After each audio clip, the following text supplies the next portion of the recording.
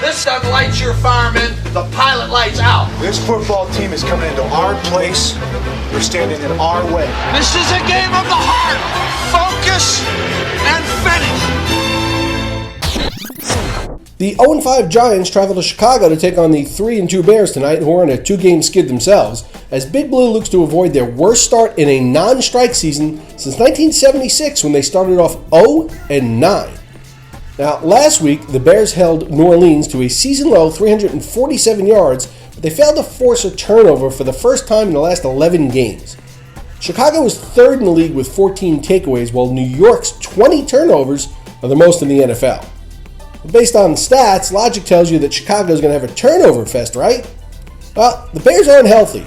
Last week, they lost defensive tackle Nate Collins when he tore his left ACL, the same injury that All-Pro defensive tackle Henry Melton suffered in Week 3, and Stephen Paye, the starter at the other defensive tackle position, had to miss last week's game with a toe injury.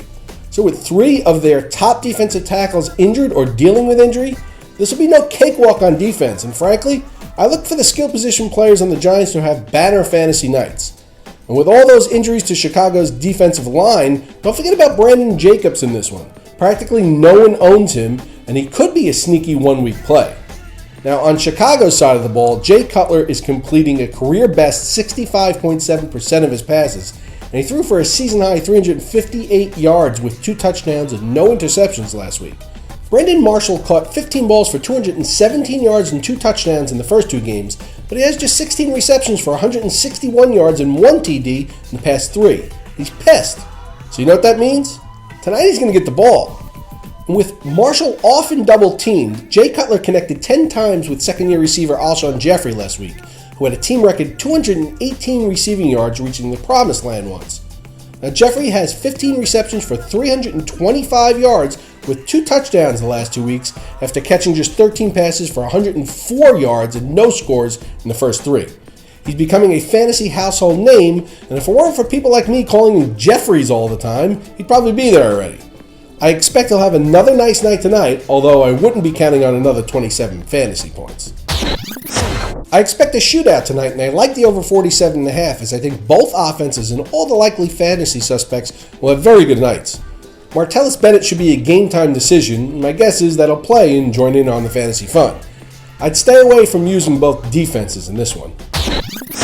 Today's Twitter question comes from @Jeremy, who wants to know if I like Danny Woodhead. What's not to like? I'm not sure about in standard formats, but in PPR leagues, Woodcock is golden.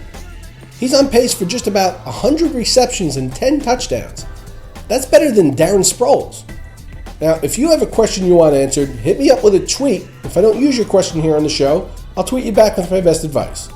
And be sure to tune into the Roto Experts Fantasy Football News, Notes, and Analysis segment every weekday.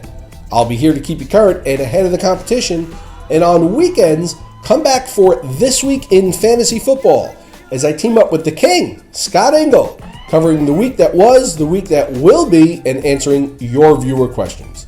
For Roto Experts, I'm Mike Cardano. Enjoy the game tonight, everyone.